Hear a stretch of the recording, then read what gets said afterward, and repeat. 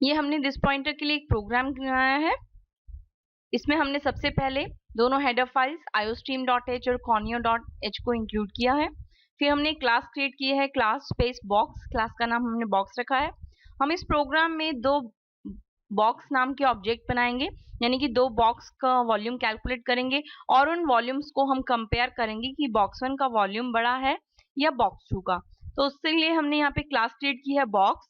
Publicly हमने यहाँ पर एक कंस्ट्रक्टर डिक्लेयर किया है, पैरामीटर कंस्ट्रक्टर बॉक्स, और वहां पर हमने 3 पैरामीटर्स पास किए हैं, L, B और H। ये तीनों ही डबल टाइप के हैं। Double L is equal to 2.0, comma double B is equal to 2.0, comma double H is equal to 2.0। फिर हमने यहाँ पर इसके लिए ओपनिंग ब्रेसेस लगाया है। सबसे पहले जब भी इस क्लास का ऑब्जेक्ट बनेगा, ये कंस्ट्रक्टर कॉल होगा, तो यहाँ पे मैसेज प्रिंट होगा कंस्ट्रक्टर कॉल। फिर जो भी वैल्यूज हम ऑब्जेक्ट क्रिएट करते समय पास करेंगे L, B, H की, वो L के थ्रू लेंथ को मिल जाएगी, B के थ्रू B को ब्रेड्थ को इनिशियलाइज होगी और H के थ्रू हाइट को। अगर हम कंस्ट्रक्टर कॉल करते वक्त, यानी कि जब हम ऑब्जेक्ट क्रिएट करेंगे वहां पर हम कोई भी पैरामीटर्स पास नहीं करते हैं, तो बाय डिफॉल्ट ये वैल्यूज जो हैं वो L, B और H को दे दी जाएंगी। उसके बाद हमने डबल एक स्पेस वॉल्यूम नाम का एक फंक्शन बनाया है, जिसमें हमने वॉल्यूम कैलकुलेट किया है बॉक्स का। हमने रिटर्न करवाया length multiply breadth multiply height, यानी कि हमने वॉल्यूम कैलकुलेट किया है, उसे रिटर्न करवा लिया इस वॉल्यूम फंक्शन में। फिर हमने एक और फंक्शन बनाया है कंपेयर, जिसमें हम दो बॉक्स का वॉल्यूम जो है वो कंपेयर करेंगे। इसे अभी हम यहाँ पे छोड़ देते हैं। फिर हमने प्राइवेटली इन तीनों मेंबर्स को डिक्लेयर कर दिया है, लेंथ ब्रेड्थ और हाइट को। आप इस पार्ट को ऊपर भी लिख सकते थे, यानी कि आप लेंथ ब्रेड्थ और हाइट को ऊपर भी डिक्लेयर कर सकते थे क्लास के नाम के बाद। हमने क्लास की बॉडी को क्लोज किया है। फिर हमने मेन की स्टार्टिंग की है।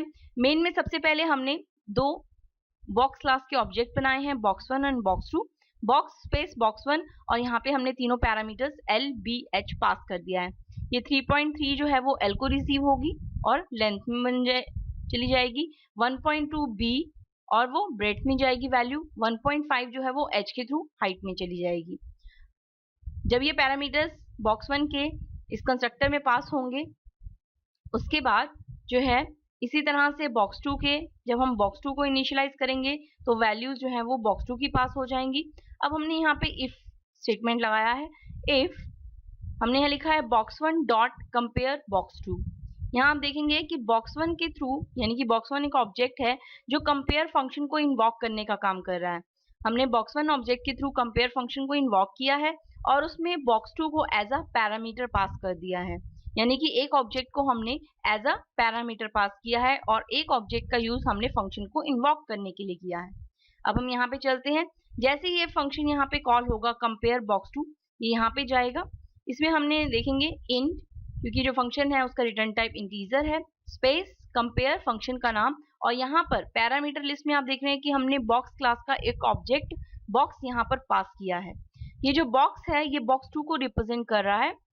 कंपेयर फंक्शन को इन्वॉक करने के लिए भी हमने यहाँ पर एक ऑब्जेक्ट का यूज किया है बॉक्स 1। इस ऑब्जेक्ट को पास करने के लिए हमने दिस पॉइंटर का यूज किया है। दिस यहाँ पर एक पॉइंटर है, इसीलिए हमें इसे इन्वॉक करने के लिए एरो ऑपरेटर की जरूरत होगी। तो हमने लिखा है रिटर्न दिस। दिस एक पॉइंटर है, फिर हमने यहाँ पर एरो ऑपरेटर लगाया। हमने यहाँ लिखा वॉल्यूम। ये वॉल्यूम जो है वो बॉक्स 1 का वॉल्यूम है, जिसे हम दिस पॉइंटर के थ्रू पास कर रहे हैं।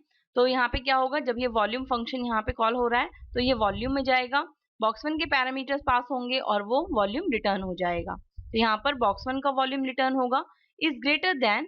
अगर बॉक्स 1 का वॉल्यूम ग्रेटर देन होगा बॉक्स डॉट वॉल्यूम से, आप देख रहे थे कि हमने यहाँ पर एज अ पैरामीटर एक ऑब्जेक्ट पास किया है बॉक्स क्लास का। ये पैरामीटर है हमारा बॉक्स 2। आप यहाँ देख रहे हैं बॉक्स 2 को हमने एज अ पैरामीटर पास किया है। तो बॉक्स 2 डॉट वॉल्यूम, क्योंकि ये जो है हमने पॉइंटर के थ्रू पास नहीं किया, सिंपली पास किया है, तो हमें यहाँ पर एरो ऑपरेटर की जरूरत नहीं है। यहाँ हम सिंपल डॉट ऑपरेटर से ही फंक्शन को इन्वॉक कर सकते हैं। तो हमने लिखा बॉक्स डॉट वॉल्यूम। यहाँ पर जो है वॉल्यूम में अब बॉक्स 2 के पैरामीटर पास होंगे, उसका वॉल्यूम कैलकुलेट होगा और रिटर्न हो जाएगा। तो आप देखेंगे दिस पॉइंटर की हेल्प से हम बॉक्स 1 को वॉल्यूम कैलकुलेट कर रहे थे और यहाँ पर हम बॉक्स 2 का वॉल्यूम कैलकुलेट किया। अगर बॉक्स 1 का वॉल्यूम ग्रेटर है बॉक्स 2 से, तो वैल्यू 1 रिटर्न होगी, यानी कि ट्रू रिटर्न होगी और वो इसमें चली जाएगी। और अगर ये फॉल्स स्टेटमेंट है तो 0 रिटर्न होगा। तो 1 और 0 जो है वो इंटीजर टाइप के हैं, इसीलिए यहाँ पे हमने इंटीजर टाइप का डाटा टाइप लिखा है। तो अगर ये वैल्यू ट्रू है तो 1 रिटर्न होगा, फॉल्स है तो 0 रिटर्न होगा। जैसे ये फंक्शन वैल्यू रिटर्न करेगा, ये वापस से जहां से फंक्शन कॉल हुआ था उस स्टेटमेंट पे आ जाएगा। If box 1 is greater than box 2, box 1 का वॉल्यूम अगर box 2 से ग्रेटर है तो ये स्टेटमेंट प्रिंट होगी कि box 2 is smaller than box 1। Else अगर ऐसा ये स्टेटमेंट फॉल्स हो जाती है तो ये प्रिंट होगा box 2 इज इक्वल टू और larger than box 1। Get ch return 0। ये हमने दिस पॉइंटर को लेकर एक प्रोग्राम क्रिएट किया है। अब हम इसे कंट्रोल एस से सेव कर लेते हैं और फिर इसे कंपाइल करेंगे F9 से। F9 से कंपाइल करने के बाद हम इसे F10 से रन करते हैं। आप देखेंगे यहाँ पे सबसे पहले आ गया कंस्ट्रक्टर कॉल, फिर से हमने 2 ऑब्जेक्ट बनाए थे तो दोबारा आया कंस्ट्रक्टर कॉल। अब उन दोनों की कंपैरिजन हुई तो यहाँ पे आ रहा है box 2 इज इक्वल टू और लार्जर देन box 1। तो आपने देखा किस तरह से हमने एक ऑब्जेक्ट का यूज दिस पॉइंटर की हेल्प से किया है। क्योंकि दिस पॉइंटर एक पॉइंटर है तो ऑब्जेक्ट को इन्वॉक करने के लिए हमने यहाँ पर एरो ऑपरेटर का यूज किया है और दूसरे ऑब्जेक्ट को हमने फंक्शन में एज अ पैरामीटर पास किया है। तो ये था हमारा दिस पॉइंटर। मिलते हैं अपने नेक्स्ट ट्यूटोरियल में। Till then bye, thank you.